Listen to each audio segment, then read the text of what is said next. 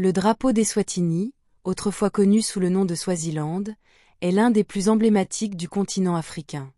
Il reflète à la fois la fierté guerrière, la culture ancestrale et l'indépendance politique de ce petit royaume enclavé entre l'Afrique du Sud et le Mozambique. Adopté officiellement le 6 octobre 1968, quelques mois après l'indépendance du pays, il fut conçu à partir du drapeau personnel du roi Sobhuza II, offert à ses soldats en 1941 lorsqu'ils rentrèrent d'un régiment africain ayant servi pendant la Seconde Guerre mondiale. Ce lien avec le passé royal et militaire donne au drapeau une profondeur historique rare. Le fond est composé de 5 bandes horizontales. Une large bande rouge au centre, encadrée par 2 bandes jaunes, elles-mêmes bordées de 2 bandes bleues. Le rouge symbolise le courage et le sang versé par les ancêtres dans la défense du royaume.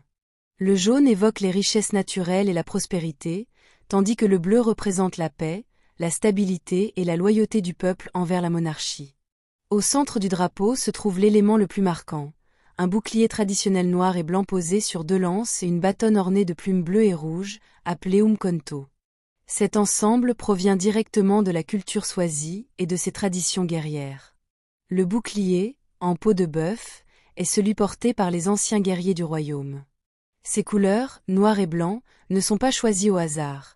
Elles expriment l'idée d'unité entre les ethnies, le souhait d'un pays où les peuples vivent en harmonie, quelle que soit leur origine.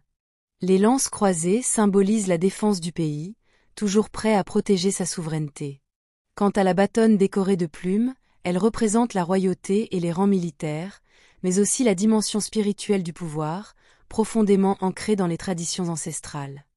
Chaque détail du drapeau a une signification politique et culturelle. Le fait qu'il soit centré sur les symboles guerriers n'exprime pas une volonté de conflit, mais la fierté d'une identité qui n'a jamais été effacée par la colonisation. Le royaume d'Eswatini a su préserver ses coutumes, sa langue et son système monarchique, ce qui en fait l'un des pays africains les plus attachés à ses racines. Contrairement à d'autres drapeaux africains modernes inspirés des mouvements panafricains, celui d'Eswatini conserve un style traditionnel et royal.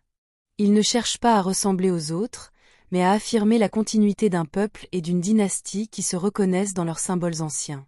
Sous son rouge éclatant et son bleu profond, le drapeau d'Eswatini incarne un message clair: la force dans l'unité, la fierté dans la tradition et la paix dans la souveraineté.